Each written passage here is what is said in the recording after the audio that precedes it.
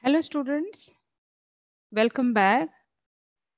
In this video, we will discuss about the advantages and disadvantages of informal sources of credit and some left out part of this chapter, that is Money and Credit chapter 3 of CBSE class 10 economics.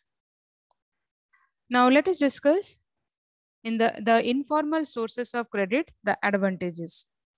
In the previous videos, I had discussed about what is bank, what are the sources we get the loan, what is loan or credit, what are informal sources, what are formal sources, all those things we had discussed. So informal sources of credit, the sources which are not systematic, which do not follow any certain guidelines, they are called the informal sources. Like your money lender, your traders, in village landowners, these are called the informal sources of credit.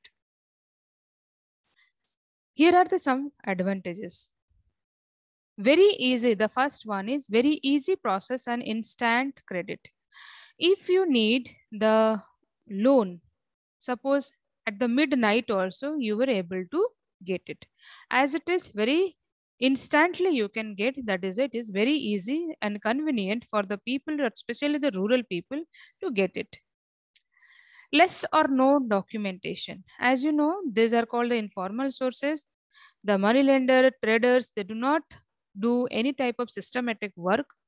So they have no documentation. Rather, you can say if it depends upon their mood, whether they can, they cannot. Whether they maintain the documentation or not, it totally depends upon the mood of the person. Next, full or high level of autonomy in utilization of fund. In what way you will utilize the fund, it is not what it will not be interfered by the person who has given the loan. Okay, free to fix the loan amount and time and mode of repayment. Free to fix, very flexible it is. You are free to repay the loan at any time, at any moment, and the mode of repayment also, it is also very flexible. Loans are granted to meet all kinds of financial needs. For small, big, or any kind of financial needs, these loans can be granted. Now let us discuss the disadvantages of it. High rate of interest, and rate of interest sometimes vary from person to person. The rich can give more than the poor. Sometimes the poor also are being charged to give more or high rate of interest. Though the conditions for repayment is not fixed, so rules vary from person to person. Third one is undue and unnecessary interference in utilization of fund. Sometimes the person get autonomy power in doing its utilization of money, whereas sometimes the money lender or anyone who has given the fund may interfere in the utilization of fund. Unjust and unethical means of recovery of loan if the borrower fails to repay. If a person fails to repay the loan, then obviously the illegal means or any type of means or measures can be taken by the person who has given the money to recover the loan if the borrower fails to repay. Mostly the grants loan for unproductive purposes. For any purpose, this loan can be given, which is detrimental to the interest of the borrower as well as the economy. So, do credit is always beneficial? Credit sometimes may be a burden for the borrower and may lead to debt trap. It is called the negative aspect of the credit. I had already told in the previous videos that credit has two aspects, two phases you can say. One is development, higher side, and development also the lower side, positive side and negative side. Credit, if positive side if we'll discuss, then you know that the person who has taken the money as the loan, if he has utilized it properly and got the profit from it, then definitely he's called the benefited, or he is called, that means from the situation of worst to he can improve his situation to best. But if a person is not able to utilize his money properly and unable to extract the things from that loan amount by doing the business or any work for what he has taken the money, then definitely he will not able to get proper profit and unable to pay the repay the loan. So in this case, what happens? In this case, the person will be pushed from a good condition to the worst condition. So if borrowed at a very high rate of interest, then credit can be burdened mostly in the following circumstances. What happens if the circumstance is like this? If borrowed the money at a very high rate of interest, then definitely the person will be in the worst condition. Second, if borrowed money used for unproductive purposes. Unproductive purpose sometimes doesn't give any type of profit, right? If invested in a business with high risk of failure, high risk of failure in case of suppose farming land, if you have invested on agriculture, then sometimes a flood or drought happened, then definitely it is called the high risk job. And if the crop failed, then definitely you're not able to repay the loan. Delay in repayment of loan increases the burden as the amount grow in cumulative interest. That means the interest will be multiplied. Failure to repay the loan may cause charge on the property of the borrower which has been kept as security against the loan. That is called the collateral. If the person is failed to repay the loan in a proper time, then definitely what happens? The person who has kept the collateral with the lender, then he can sell them and he can take them. He can take or recover the money from them. Taking fresh loan to repay the previous loan and fall in debt trap, recovery from which becomes very difficult. So in once the person remained indebted, then it is very difficult for the person to get from that debt trap. Let us discuss the status of lending and borrowing in India. You know that in India, both formal and informal sources of credit is working simultaneously. With that means the people are dependent on both the sources, one formal and informal sources. If you know that the poor households, basically what the data shows, that data shows that 85% of the poor households, they are dependent upon informal sources, and rest 15% they are dependent on formal sector of source credit. Whereas 50, if you know that households with few assets, those people who have few assets are called the middle class people. Particularly in that category, if 100% you take, then 53% of them, they are dependent on informal sector and 47% dependent on informal sector. Sorry, formal sector. And then well-off households. If we take the well-off households category, then 72% they are depending upon the formal sector and 28% they depend upon informal sector. If you will reach to the rich households, the rich household basically they depend 90% of the people they depend upon formal sector compared to informal, that's 10% only the informal sector. So here it is the complete details it is there, which group of people are depending upon which source of borrowing. Major part of the formal sector lending goes to the large industrial sector, and small borrowers they have to depend upon the money lenders and other traders. So here is the question, why small farmers borrow from informal sector? You know that the following reasons are there. First one, the hesitation to go to the bank. Generally, they hesitate to go to the bank because they know that bank will take time. It's a time consuming process, as well as the bank has to do a lot of formalities which is far away from the uneducated person or poor household. They have to hire somebody for this, so they generally they hesitate to go to the bank. So one reason. Second is illiteracy. They are uneducated, they have to hire somebody to do all these formalities, so for that reason also they do not go. Lack of awareness, they're very unaware about what type of loan the bank gives, how they give, and all those things. It's not in their knowledge, so that is why lack of awareness is one other cause. Lack of collateral, because the poor household they have less collateral with them, less assets with them, so that is why they are not able to get the loan from the banks or any formal source. Borrowing for unproductive purposes, because most of the work they do for unproductive one. So basically the credit in a poor household, they may take for unproductive purpose. So that is why the bank will not provide the um, loan for unproductive purposes. So that is why the another reason. Inability to fulfill documentation needed. Inability means the documentation what is required, they are unable to do it because they're not so illiterate. Next is poor accessibility to banks. Poor accessibility to banks means the banks are far away from the local areas or the nearby areas. So that is why, from the rural areas. So they are unable to access these two banks. So that is why they are not able to get the loan from it.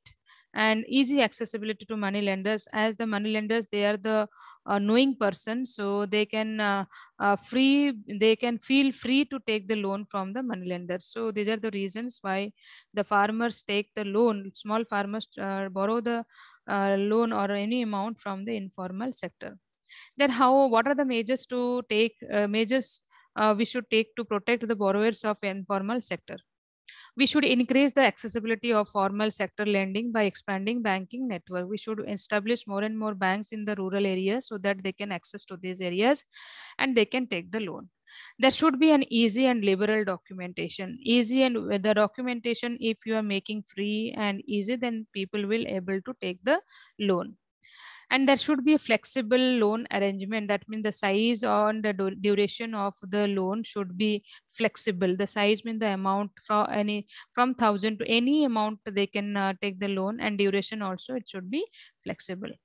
Reserved and compulsory lending for rural and small scale industry. Small scale industry and rural people, we should make it compulsory that you should take the loan from the formal sources only. Then they can they cannot go to other sources. Awareness campaigning. Awareness is required much, so that people should be aware, should be knowledgeable about what type of bank it is, how much percentage of rate of interest it is taking. All type of information should be, people should aware about the formal sources. So that is why in that way we can save them from the informal sector. Coming to next is, what is cooperative societies? Because we know that apart from the banks, we also can take the loan from the cooperative or credit from the cooperative society. What is cooperative? A cooperative is an autonomous association of persons united voluntarily to meet their common economic, social, and cultural needs and aspirations through a jointly owned enterprise. Cooperative means the group, forming the group in a large scale, so that the members can be benefited economically, socially, and culturally. What are the features here? It's an organization or association, you can say, of people joins for mutual help.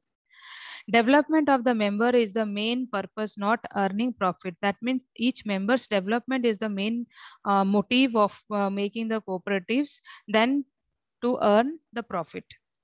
It is registered under Cooperative Societies Act. This act was passed first on 1st March 1912, and whoever makes the cooperative, they have to be registered under the Cooperative Societies Act. Minimum 10 members are required to form a cooperative. What are the types? Different types of cooperatives are, we have farmers, producer, weavers, customer, cooperative, so credit society, workers. All these are called the types of cooperative societies. So role of cooperative society in capital formation is very essential. You know that the cooperatives, they gather the capital with the contribution of its members. The members, so many things can be done here. The members can do here. First of all, the members can deposit their money, any amount they can deposit. Then on the basis of deposited amount, they are eligible to get the loan from the bank. They can also provide the loan to each and every member whenever they require. They can show their deposits to the bank and get the loan, and that loan can be utilized for different purposes, or like your business activities. If once a poor person is unable to pay the loan, they all members are after him, and he has to give the money or repay the money. Sometimes they take the loan, that already told, takes the loan from the banks and NBFIs. NBFI stands for non-banking financial institutions, in the name of the cooperative, and use the fund either in collective investment or grants loans to the needy members of the society. They charges a low rate of interest as their motive is not to earn profit, but the development of economic condition of its members. Coming to next is self-help group. Before knowing to self-help group, you know that Krishak cooperatives. It was there in one of the village, and it is in a village of Sonpur.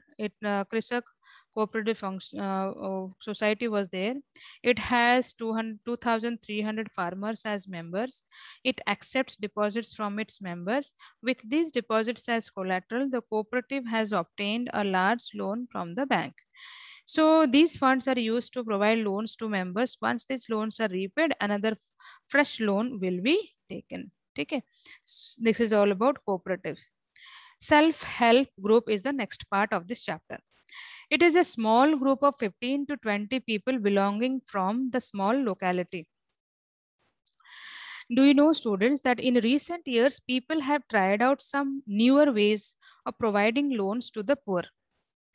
And the idea is to organize rural poor, in particularly women, into self-help groups, that is called SHGs, and collect their savings. Okay, so what is SHG? Self-help group. From the name you can understand, self-help group means you will help yourself by a group. That means the group you will make, that group will help you. So it is a small group of 15 to 20 members will be there, belonging from the same neighborhood or same locality. What is the main purpose? The main purpose of such group is to help its members for their economic well-being. Economically, each member would be strong. Either they carry on some collective businesses or creates a fund to lend to the needy members. Government encourages such groups by arranging bank loan at subsidized rate of interest. Sometimes the government also encourages these groups to get the loan from the bank. So, you know, one thing they can know that they can deposit the money, they can take the loan from the bank, individual loan, group loan, all things can be possible. How saving can be done? Savings per member varies from rupees 25 to 100 or more, depending on the ability of the people to save. And members can take small loans from the group itself to meet their needs. Small loans also can be taken by the members. So third one is the group charges interest on these loans, but this is still less than the what moneylender charges. After a year or two, if the group is regular in savings, then it become eligible to avail the loan from the bank. So loan is sanctioned in the name of the group and is meant to create self-employment opportunity. What is self-employment opportunity? For doing any businesses for the members, like you're buying seeds, sewing machines, or anything. Most of the important decisions regarding the savings and loan activities are taken by the group members. The group decides the purpose, amount interest rate.